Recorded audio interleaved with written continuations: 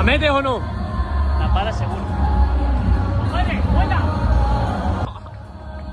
Pedri যখনই কোনো শিরোপা জিতে তখন তার বাবা ফার্নান্দো গঞ্জালেস গোলকিপার বানিয়ে একটা পেনাল্টি শট নেয়, তারপর একে অপরকে জড়িয়ে ধরে। কিন্তু কেন, সেটা কি কখনো জানতে পেরেছেন? চলুন আজকে সেটাই জেনে নেই। পেদ্রির বাবা ফার্নান্দো গঞ্জালেসের স্বপ্ন ছিল একজন পেশাদার গোলকিপার হওয়া, তবে দুর্ভাগ্যবশত স্পেনের তৃতীয় স্তরে অভিষেক হওয়ার আগ মুহূর্তে ফার্নান্দো গঞ্জালেসের বাবা দুনিয়ার মায়া ত্যাগ করে চলে যান, যার ফলে ফুটবল ছেড়ে পেদ্রির বাবাকে পারিবারিক ব্যবসায় যোগ দিতে হয়েছিল। তাই তিনি গোলকিপার হতে পারেননি ঠিকই, কিন্তু ছেলেকে বানিয়েছেন বিশ্বসেরা মিডফিল্ডার। এজন্য তারা কোনো শিরোপা জিতলেই এই কাজ করে স্বপ্নের সাথে আলিঙ্গন করেন। তবে পেদ্রির ফুটবলার হয়ে ওঠার গল্পটা কোনো জাদুকরী রূপকথা নয়, বরং এটি জন্মগত প্রতিভা, পারিবারিক ত্যাগ এবং অদম্য পরিশ্রমের এক অনবদ্য মহাকাব্য। আটলান্টিক মহাসাগরের কোলে ক্যানারি দ্বীপপুঞ্জের এক শান্ত জনপদ তেগুয়েস্তে, সেখানেই জন্ম পেড্রো গঞ্জালেস লোপেজের। ফুটবল বিশ্ব যাকে আজ পেদ্রি নামে চেনে। পেদ্রির এই যাত্রার শুরুটা হয়েছিল তার বাবার ফুটবল প্রেমের হাত ধরে। ফার্নান্দো গঞ্জালেস নিজে একজন গোলকিপার হতে চেয়েছিলেন, কিন্তু ভাগ্যের পরিহাসে তার সেই স্বপ্ন অপূর্ণ থেকে যায়। নিজের সেই ফুটবলার হওয়ার তৃষ্ণা তিনি ঠেলে দেন ছেলের মাঝে। ছোটবেলায় তেগুয়েস্তের স্থানীয় মাঠে যখন পেদ্রি ফুটবল নিয়ে দৌড়াতেন, তার বাবা গোলপোস্টের নিচে দাঁড়িয়ে শট ঠেকানোর প্র্যাকটিস করাতেন।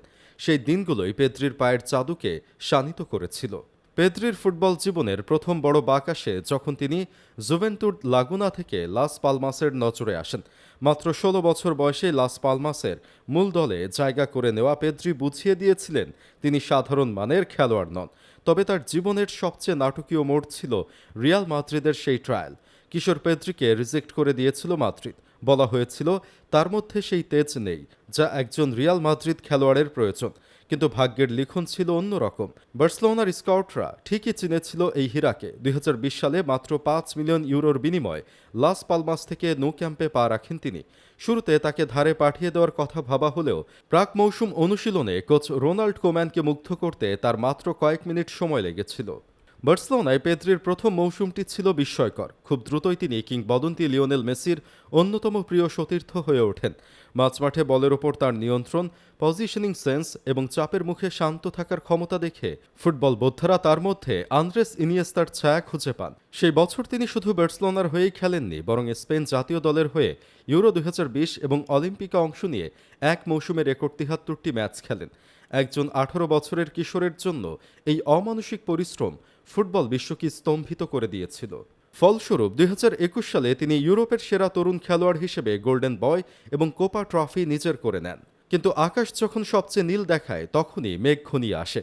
অতিরিক্ত খেলার ধকল সইতে না পেরে পেদ্রি হ্যামস্ট্রিং ইনজুরিতে পড়ে। ২০২১ থেকে ২০২৩ সালের মাঝামাঝি সময় পর্যন্ত বারবার ইনজুরি তাকে মাঠের বাইরে ছিটকে দিচ্ছিল। সমালোচকরা বলতে শুরু করেছিলেন পেদ্রি হয়তো তার সেরা সময় হারিয়ে ফেলছেন। তবে পেদ্রি হার মানার পাত্র ছিলেন না। কড়া ডায়েট, জিম সেশন এবং মানসিক দৃঢ়তার মাধ্যমে তিনি নিজের শরীরকে পুনর্গঠন করেন।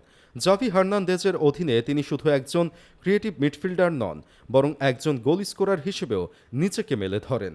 ২০২৪ সাল পেদ্রির ক্যারিয়ারে এক নতুন উচ্চতা যোগ করে। স্পেনের হয়ে ইউরো চ্যাম্পিয়নশিপ জয় তার মুকুটে সবচেয়ে উজ্জ্বল পালক। হ্যান্সি ফ্লিকের আন্ডারে থেকে বার্সার হয়ে জিতেন এক ঝাঁক শিরোপা। গোল করেন রিজেক্ট করে দেওয়া রিয়াল মাদ্রিদের বিপক্ষে।